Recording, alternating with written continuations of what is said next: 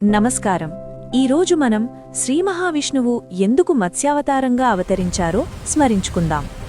అది సత్యయుగం ముగింపు కాలం. ప్రపంచంలో ధర్మం క్షీణిస్తోంది, అధర్మం మెల్లగా పాతుకుపోతోంది.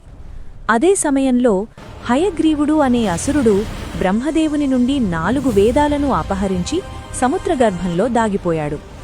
జ్ఞానం నశించే ప్రమాదం, సృష్టి తూలిపోయే క్షణం. దేవతలందరూ భయంతో శ్రీమహావిష్ణువును శరణకోరారు. అప్పుడు ధర్మాన్ని కాపాడటానికి, వేద జ్ఞానాన్ని రక్షించటానికి శ్రీమహావిష్ణువు సంకల్పించాడు. జలమే సృష్టికి మూలం, జలమే ప్రళయానికి మార్గం అని ఆలోచించి తన మొదటి అవతారంగా మత్స్యరూపాన్ని ఎంచుకున్నాడు. ఆ రోజుల్లో సత్యవ్రతుడు అనే ధర్మాత్ముడైన రాజు నదీ తీరంలో తపస్సు చేస్తూ ఉండేవాడు. ఒకరోజు అతని అంజలిలో ఒక చిన్న చేప పడింది.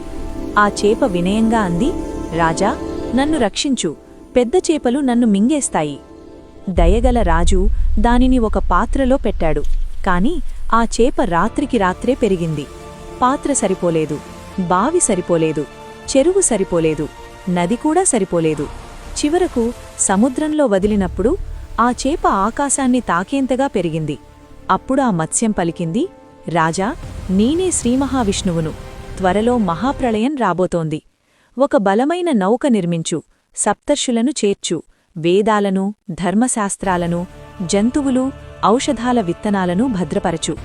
అన్నట్టే మేఘాలు గర్జించాయి, వర్షాలు ఆగకుండా కురిశాయి. ప్రపంచం మొత్తం నీళ్లలో మునిగిపోయింది. అప్పుడు బంగారు కొమ్ముతో, దివ్యకాంతితో విశ్వరూప మత్స్యుడిగా శ్రీమహావిష్ణువు ప్రత్యక్షమయ్యాడు. సత్యవ్రతుడు నౌకను ఆ మత్స్యుని కొమ్ముకు కట్టాడు. సృష్టి దైవహస్తాల్లో సురక్షితంగా ప్రయాణించింది. ఆ ప్రయాణంలో విష్ణువు సత్యవ్రతునికి రాజధర్మాన్ని, బ్రహ్మవిద్యను, జీవన సత్యాన్ని ఉపదేశించాడు. సముద్రగర్భంలో హయగ్రీవుడితో భయంకర యుద్ధం జరిగింది. అసురుడు సంహరించబడ్డాడు. వేదాలు తిరిగి వచ్చాయి. ప్రళయం శాంతించింది. సత్యవ్రతుడు వైవస్వత మనువుగా మారి కొత్త మానవ సృష్టికి మూలమయ్యాడు. ఇది కేవలం ఒక అవతార కథ కాదు, జ్ఞానం నశించే వేళ దైవం ఎలా స్పందిస్తుందో చెప్పే కథ. అవసరమైతే భగవంతుడు చిన్న మత్స్యంగా కూడా అవతరిస్తాడని తెలిపే సందేశం. అదే శ్రీమహావిష్ణువు మత్స్య అవతారం. హరి ఓం.